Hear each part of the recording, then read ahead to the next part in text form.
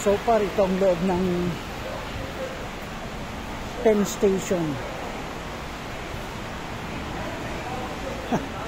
Nakakalito. Hindi ba alam ko saan ka pupunta.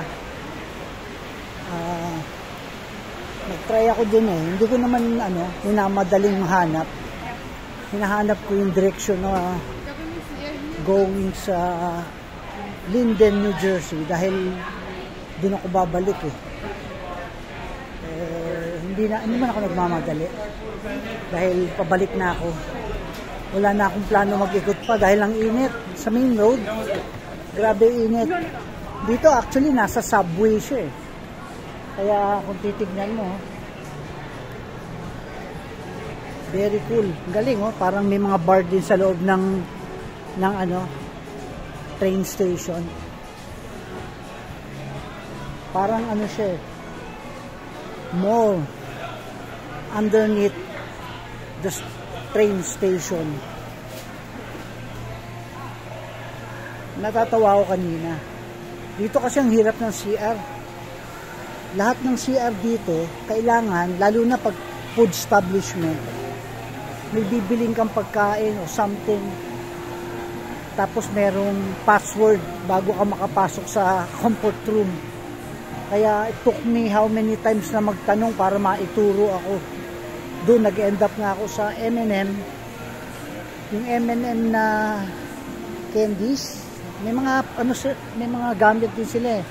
Accessories kung ano-anong paninda ron. Kaya yun lang ako naka-jingle. Umakyat pa ako sa third floor dahil third floor lang ang available. Tapos yung CR, ang liit. I-compare mo sa mga CR sa Pilipinas, lalo na yung mga mall natin. Hindi hamak na maganda yung CR sa Pinas. Kaya maganda lang ang dating dito eh. Pero comfort, mukhang mas okay pa yata sa Pinas eh. Kung naglalakad ka, marami kang pupuntahan. Di syempre may kumakain ka, umiinom ka. Chances are, jijingle ka eh. Kung hindi ka lang sinuswerte, baka mapupo ka pa eh. Hindi gagamit ka ng CR. Nako, problema ka. Dapat siguraduhin mo na pagkakain ka, pumunta ka na dun sa isang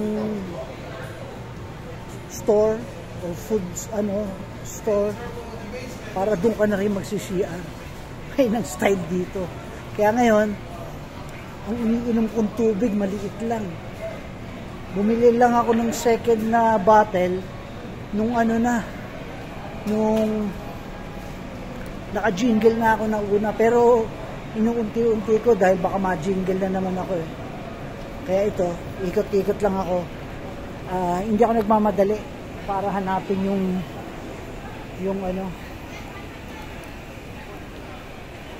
direction ng Linden, New Jersey. Lalayo nga eh.